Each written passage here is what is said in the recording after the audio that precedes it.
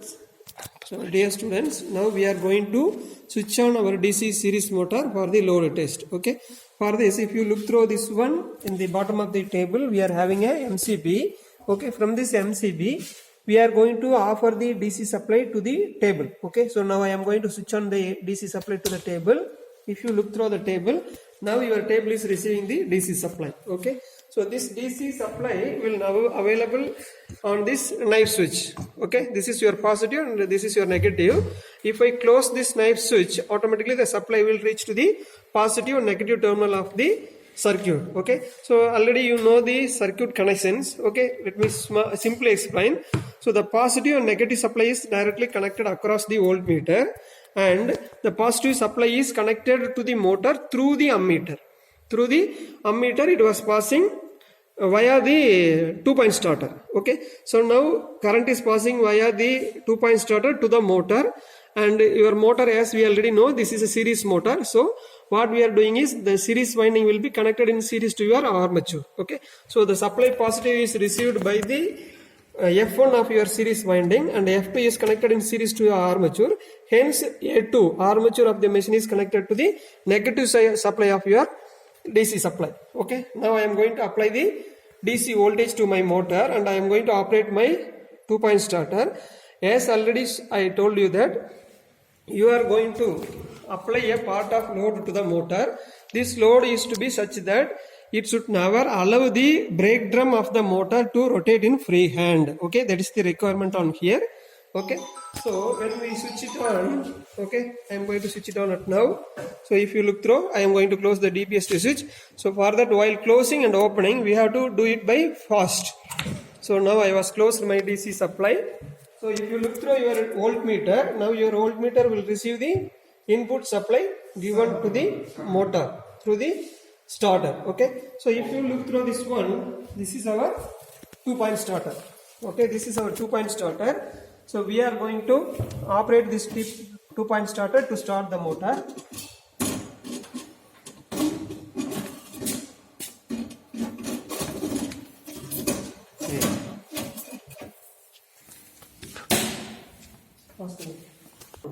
Start. So if you look through this one, this is our 2-point starter, which will be used for the starting of our motor. If you look through, so now the motor is started.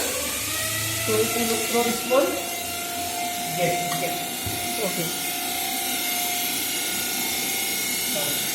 The speed of the motor is to be initially checked. Okay. So now if you look through this one, the motor is running in 1752, which will be more than the rated speed. Okay. So now we need to brought the machine to the rated speed of the nameplate detail. Okay. So the rated speed of the machine for this DC motor will be 1500. Okay. So we brought the speed to 1500. Okay. So we quite nearly 1500. So from this we are going to start our first stage. Okay. So our voltmeter reading voltage will be at now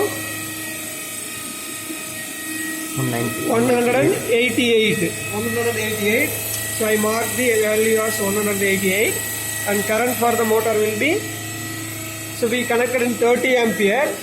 The scale is in 15, so we need to multiply by twice. So we are getting 11 ampere. So the current will be 11 ampere, and if we go for the spring balance S1 and S2, so S1 will be 2 and S2 will be 8. So S1 is 2 and S2 is 8. So we are note down the reading here in this column as 2 and 8. 8. Okay. And the speed as already we noted that 1510. Okay, at the time of starting. So these are the set of values we need to note, and these are the values that we need to calculate. Okay. So this is for the first load, and our machine is rated for how much ampere? 19. As per nameplate detail, it is a 19 ampere. So we need to increment the load by gradually, step by step. So now if you look through the ammeter, okay, so it will be ammeter, it will be 5. Okay, I am going to increase the load up to 7. Okay. If you get it, okay, 6.5, it will be 13 ampere. So now it will be in 6.5 into 2 will be 13 ampere. For 13 ampere, the speed will be 13 ampere, the speed will be 1456. And S1, S2 will be proportionately taken down. 2.5, 12. 2.5. 12. So here the When the voltage remains as such as it is, there will be no change in the voltage because it is a constant value, 188. This is our second reading. Okay. So now we are going to have the third experiment, third load. Okay. For each load, we need to add a water to. We need to add a water to cool the drum because it is running in load, so we need to give quantity of water. Now we are going to increase the load by 7.5 means 15. 7.5. Okay, 8. Okay. We are going for the load of 8 ampere. increase பண்ணுங்க. It is 6 தான் இருக்குது, 7 தான். 7 ampere. No. Okay.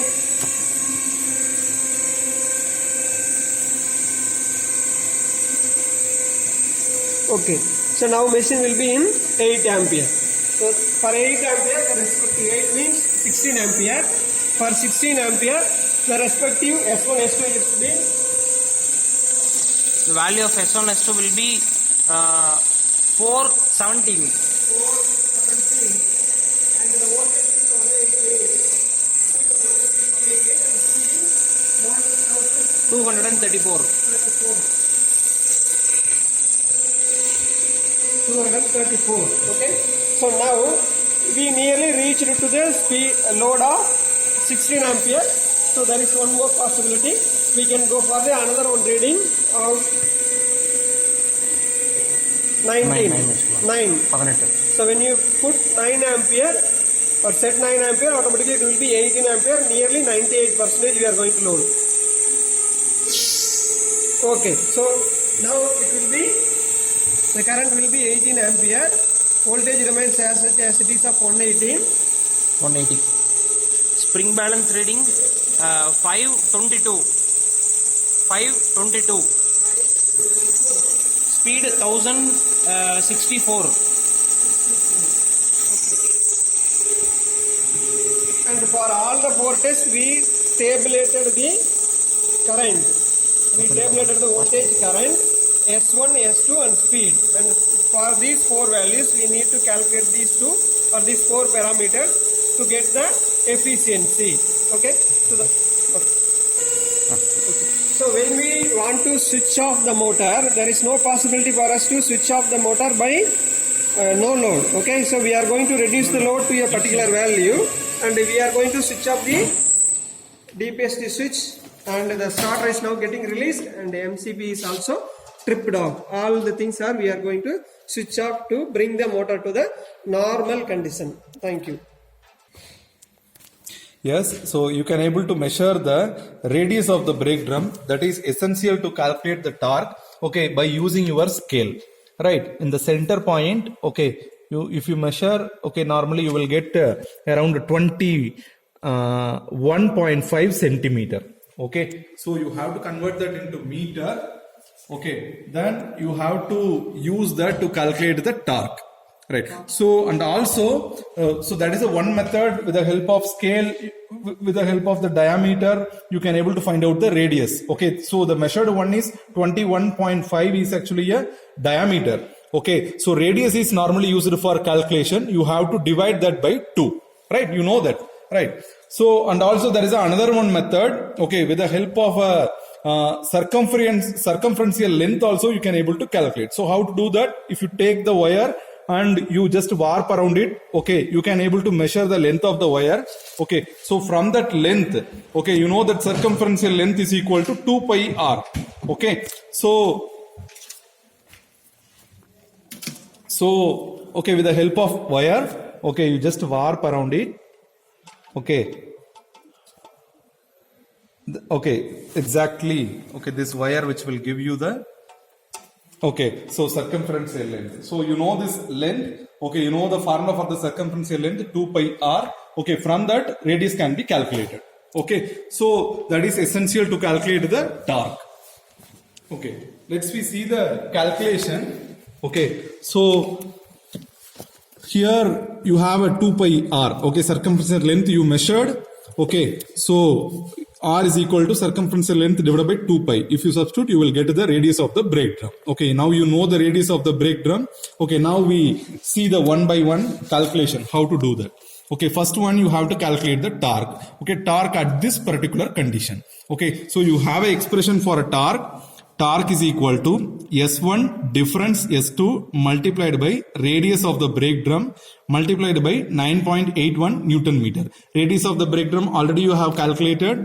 S1 difference S2. Okay, S1 is the spring balance 1, S2 is the spring balance 2, difference of this 2. For example, for the first reading, okay, difference is 6. Right, so S1 difference S2 is 6 multiplied by radius of the brake drum, 0.107. so 0.107 meter. Okay, for this machine. Okay, so in laboratory you have to measure that. Okay, not normally we will not give that, you have to measure that. Okay, so you can able to see the calculation here. S1 difference S2 multiplied by R into 9.81. Okay, so difference is 10.5. For example, one reading, it is already calculated. So multiplied by radius of the brake drum into 9.5, you will get the torque. Okay, so this torque is actually given here. Okay, for here you have to calculate the torque for this first reading. Okay, again for the second, third and fourth, same procedure you have to follow. Okay, so next one is the output power. Okay, so output power, Okay. expression for the output power is, Okay, before moving to the output power, here if you look through the spring balance S1 and S2, S1 and S2 are measured in kg. Okay, but if you go for the torque, we are going to calculate in terms of Newton meter. So for this calculation or conversion from kg to Newton meter, we are using the term in the formula. You are knowing that is called 9.81. Okay, that is the only parameter. Why we are having this numerical number, that you may able to get the information now. And the second one what we are going to calculate is output power. Okay, output power required for this all values. Okay, when you go for the output power will have the formula of 2 pi nt divided by 60. That's not clear actually here.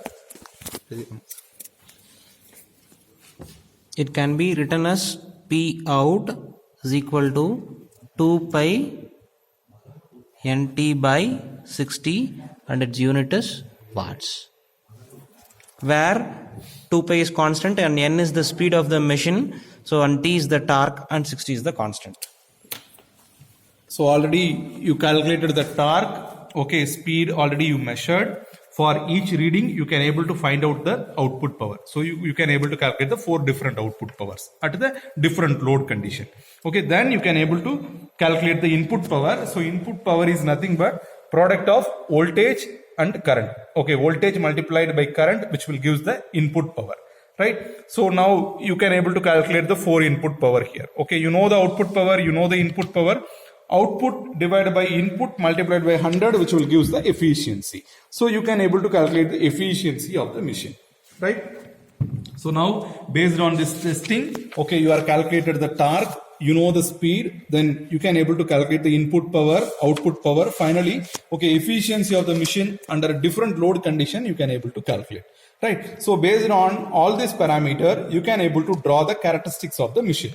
Okay, for drawing the characteristics, normally model graph is actually in the your manual. Okay, with the reference to that, you can able to draw the actual characteristics by using a graph. Right. Okay, so here you have electrical characteristics and mechanical characteristics. For the electric characteristics, okay, so you have to draw between armature current and torque. Okay, so that is electric characteristics. Mechanical characteristics is speed with respect to torque. Okay, so you have to take torque in x-axis and speed in y-axis. Here you have to take armature current in x-axis, torque in y-axis. So such a way you can able to calculate this electrical characteristics and mechanical characteristics. And when you come to the performance characteristics, in the x-axis we are going to take the output power, okay? And in the performance characteristics, naturally we are going to calculate only for the efficiency, okay? So in x-axis we can have a power output, and in y-axis we can have only the efficiency, okay? That is a single curve, okay? But in order to comparatively analyze the behavior of the machine, what we are going to add on here is, we are going to add with respect to output power as speed and torque, all the things are taken, okay? Speed, torque and armature current, all additional these three parameters are also taken, okay? So if you look through this one, this is your torque characteristics and this is your armature current characteristics, and this will be your efficiency characteristics. And if you come to the speed characteristics, your speed characteristics is to be of like this one, it will be of like this one you are going to get, okay? That resembles the same mechanical characteristics. Okay, so once you complete the characteristics in the graph sheet, you are asked to go for the result. Okay, the result will be, we completed the load test in the given DC motor and we calculated the efficiency for that given machine. Okay, thank you.